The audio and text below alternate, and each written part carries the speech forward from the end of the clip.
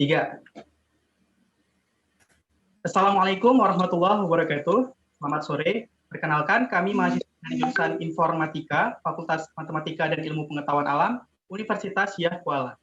Kami dari kelompok 4 yang dibimbing oleh Pak Rahmat Daud, yang terdiri dari saya sendiri, Muhammad Rizky Rizkwandi, ada Ghazi Muharram, Maulana Hizbullah, Rizky Nabila Silmina, dan juga Intan Wahyuni.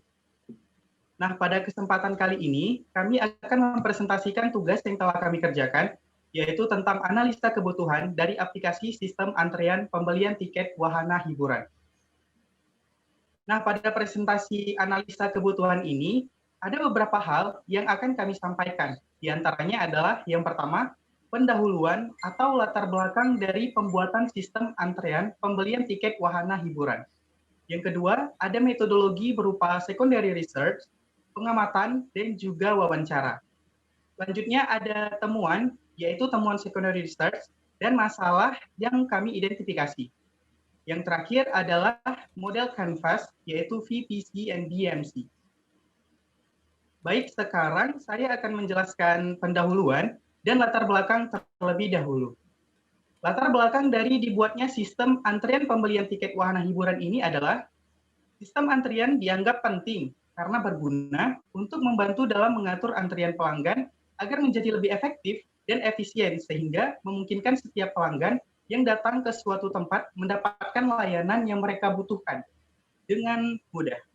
Perjalanan dengan keadaan new normal seperti saat ini, di mana masyarakat dihimbau untuk tetap menjalankan aktivitas seperti biasa, namun dengan selalu menerapkan protokol kesehatan di tengah pandemi COVID-19. Maka dari itu, dibuatlah suatu sistem sebagai salah satu upaya dalam memutus rantai penularan virus di keadaan new normal saat ini, yaitu dengan adanya proses pembelian tiket secara online sehingga para pengunjung akan lebih terjaga jaraknya dengan pengunjung lainnya. Untuk menggali kebutuhan user yang dikumpulkan dari catatan interpretasi pada suatu wawancara, maka digunakanlah yang namanya affinity note. Untuk menciptakan value kepada customer, diperlukannya sketsa yang baik secara terperinci dan terstruktur, maka digunakanlah Value Proposition Canvas or VPC. Sedangkan untuk membuat kerangka kerja yang membahas model bisnis yang disajikan dalam bentuk visual, berupa kanvas atau lukisan, agar dapat dimengerti dan dipahami dengan mudah, maka digunakanlah Business Model Canvas or BMC. Nah, untuk penjelasan selanjutnya, yaitu tentang metodologi, akan dijelaskan oleh Ghazi Muharram. Baik, terima kasih, Rizky. Selanjutnya, untuk bagian metodologi ini, kita akan membahas mengenai secondary research, pengamatan, dan juga wawancara. Nah, untuk secondary research-nya sendiri, kami menemukan adanya 3 aplikasi yang sejenis dengan aplikasi yang ingin kami bangun, yaitu adanya platform atau website Ancol yang bisa digunakan untuk membeli tiket, selanjutnya DigiTiket yang memang dikhususkan untuk pembelian tiket, baik tiket wahana, konser, dan sebagainya. Selanjutnya ada USS atau Universal Studio Singapore. Jadi websitenya USS ini tergabung dalam website Resort World-nya Singapura. Jadi di situ bisa dilakukan untuk reservasi wahana bermainnya dan juga hotel. Nah, untuk sumber research-nya itu didapatkan dari internet dan juga aplikasi-aplikasi atau platform yang sudah ada sebelumnya dan kredibel dan terpercaya. Selanjutnya, hasil evaluasi yang didapatkan melalui secondary research dilakukan analisis lebih jauh dan evaluasi bersama dengan tim melalui Google Meet. Nah, untuk pengamatan dalam pengembangan aplikasi dilakukan di wahana hiburan yang ada di Banda Aceh, Aceh Besar, dan Loksmawe. Selanjutnya, wawancaranya itu dilakukan untuk 2 kelompok user, yaitu customer dan user itu sendiri. Nah, lokasi wawancara itu dilakukan melalui Zoom, dikarenakan meningkatnya kasus COVID saat ini. Nah, untuk temuannya sendiri, di sini ada dari 3 secondary research yang utama. Untuk Ancol atau platform website Ancol untuk reservasi tiket, pembelian tiket tidak dibutuhkan pembuatan akun sebelumnya. Berbeda dengan DigiTiket dan Universal Studio Singapura yang memerlukan akses login sebelum membeli tiket. Untuk yang Ancol, tiket akan dikirimkan melalui email secara langsung. Selanjutnya, jenis tiket di Ancol itu terdiri dari banyak tipe tiket, jadi hampir seluruh wahana yang ada di Ancol bisa dibeli tiketnya melalui platform website Ancol. Selanjutnya untuk Digitiket juga terdapat banyak tipe tiket. Seperti yang sudah dijelaskan sebelumnya, ada tiket wahana, konser musik, dan lain sebagainya. Sedangkan untuk USS, tiketnya hanya terdiri dari satu tipe, yaitu tiket yang digunakan untuk masuk ke wahana bermain Universal Studio Singapura. Selanjutnya, untuk ke semua platform hasil secondary research memiliki fitur reservasi. Sedangkan untuk riwayat transaksi, platform website Ancol tidak memiliki riwayat transaksi dikarenakan tidak adanya akses login atau tidak diperlukannya login sebelum membeli tiket. Nah, untuk menampilkan tiket dan total harga tiket ke semua platform pembelian tiket sudah mensupport fitur tersebut. Selanjutnya untuk versi mobile, Ancol dan Universal Studio Singapura, kedua platform tersebut belum memiliki aplikasi mobile. Sedangkan untuk Digitiket, platform pembelian Digitiket sudah mendukung adanya aplikasi yang versi mobile.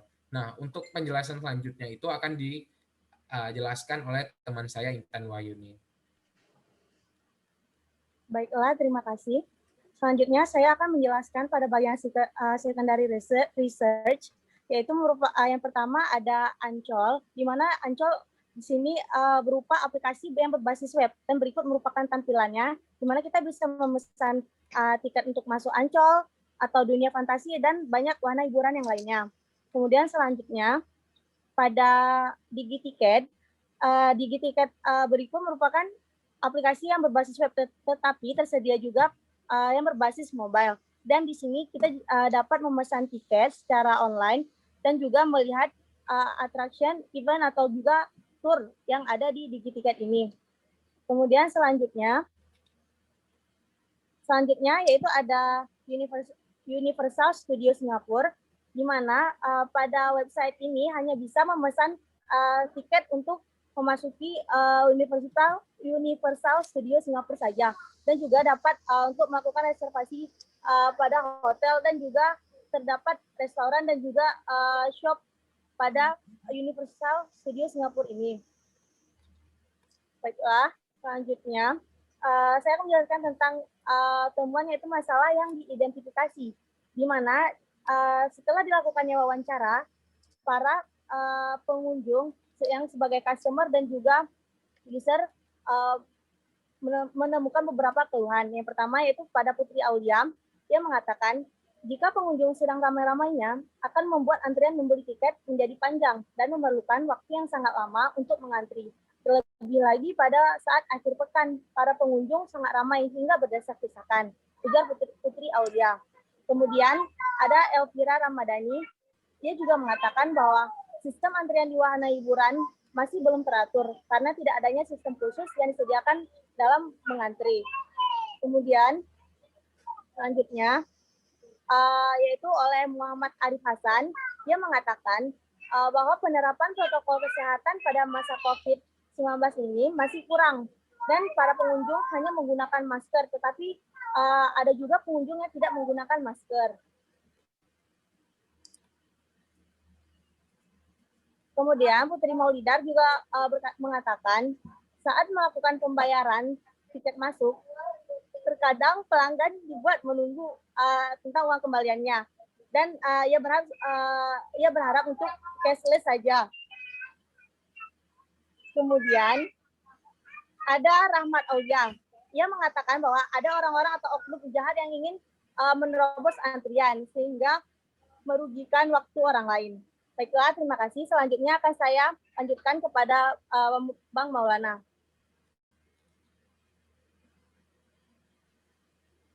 Oke, baik, terima kasih Intan untuk kesempatannya. Jadi di sini saya akan menjelaskan model Canvas untuk bagian value proposition Canvas.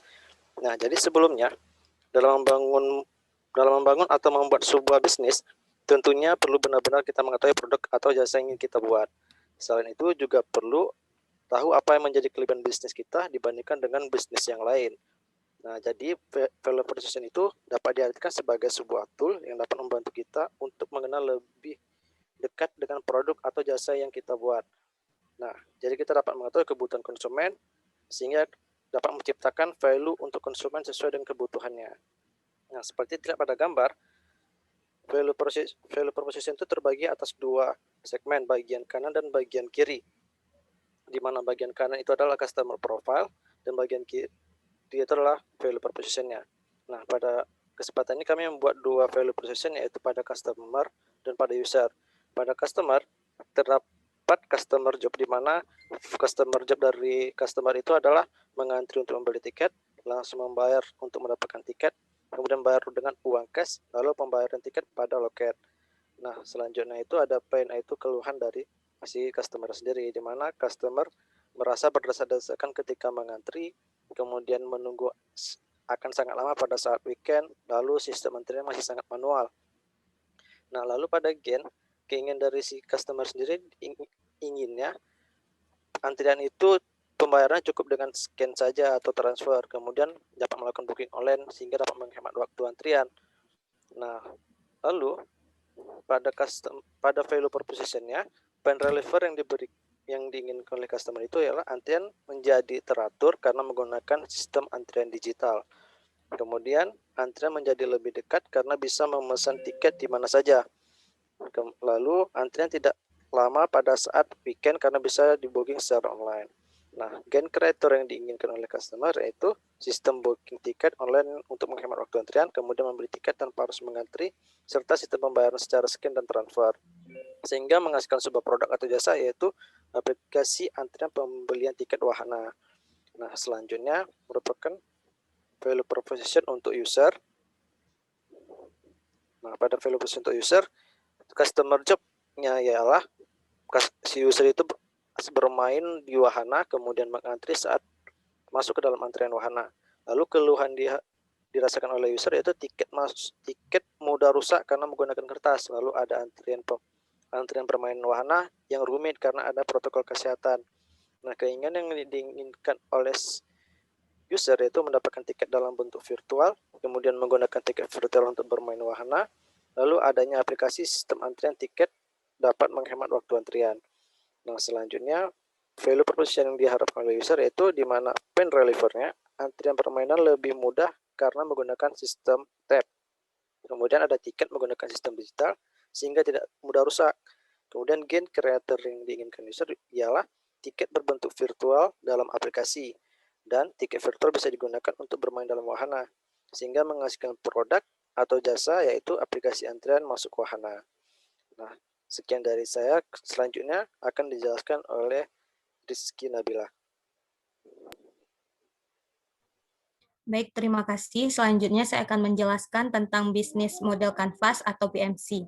Jadi pada BMC terdapat dua bagian, yaitu bagian sebelah kanan dan juga kiri.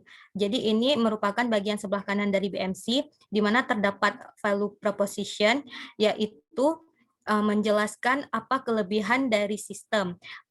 Value proposition pada sistem ini yaitu ada pemesanan tiket bisa secara online dan di mana saja, kemudian pembeli tidak perlu mengantri dan berdesak-desakan, dapat mencegah meluasnya penyebaran virus COVID, pembayaran tiket bisa menggunakan e-money, pembayaran tiket dapat dengan cara scanning barcode dan juga lebih hemat waktu dan lebih efisien. Selanjutnya ada bagian customer relationship, yaitu yang menjelaskan bagaimana cara berinteraksi dengan customer sebagai pemberi solusi dari sistem yang akan dibangun. Jadi pada sistem kali ini ada tampilan aplikasi user friendly, kemudian user dapat melakukan pemesanan dan pembayaran langsung dari aplikasi, kemudian terdapat panduan cara penggunaan aplikasi untuk user, dan juga memberikan diskon atau cashback dari pembelian tiket yang dilakukan oleh user. Selanjutnya ada bagian customer segment, yaitu sebagai target bisnis yang akan dicapai. Nah, pada sistem ini target bisnisnya adalah orang yang sudah berkeluarga dan memiliki anak, kemudian pelajar sekolah, kemudian mahasiswa dan juga pekerja kantoran.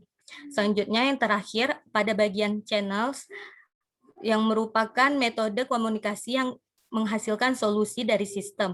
Jadi channels yang ada pada sistem ini yaitu iklan melalui sosial media seperti Facebook Ads dan Instagram Ads, kemudian iklan melalui Google Ads, sosial media aplikasi pembelian tiket wahana, website, dan juga informasi offline di tiket wahana seperti dalam bentuk banner, banting, dan signboard. Selanjutnya, BMC ada bagian sebelah kiri, yaitu yang meliputi pertama key partners yang terdiri dari organisasi yang terlibat dari suatu sistem. Di sini pada sistem ini yaitu pihak wahana hiburan, kemudian dinas pariwisata, masyarakat, dan pembayaran pihak ketiga seperti OVO, Dana, dan e-banking. Kemudian ada bagian key activities yang merupakan aktivitas utama. Key activities pada sistem ini yaitu membeli tiket wahana, kemudian membayar tiket wahana, dan juga bukti pembayaran tiket wahana. Selanjutnya, bagian terakhir yaitu key resources sebagai sumber dana.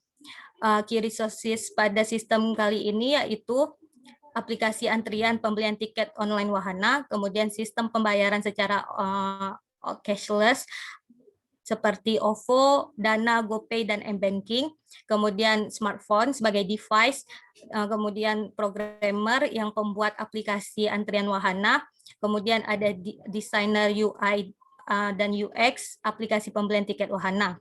Selanjutnya, pada BMC juga terdiri atas cost structure dan juga revenue streams. Cost structure yang di sini merupakan struktur biaya atau biaya yang dikeluarkan pada sistem, yaitu ada biaya pembuatan aplikasi, biaya operasional aplikasi seperti hosting dan server, kemudian biaya marketing atau promosi, dan juga biaya maintenance. Selanjutnya yang terakhir ada revenue streams yang merupakan pemasukan dari sistem. Pemasukan di sini yaitu berupa komisi pembelian tiket dan juga fitur berlangganan. Sekian dari saya kembalikan ke moderator. Baik, mungkin cukup sekian presentasi tentang analisa kebutuhan yang bisa kelompok kami sampaikan. Lebih dan kurang kami mohon maaf. Saya akhiri. Wabillahi taufik wal hidayah. Wassalamualaikum warahmatullahi wabarakatuh.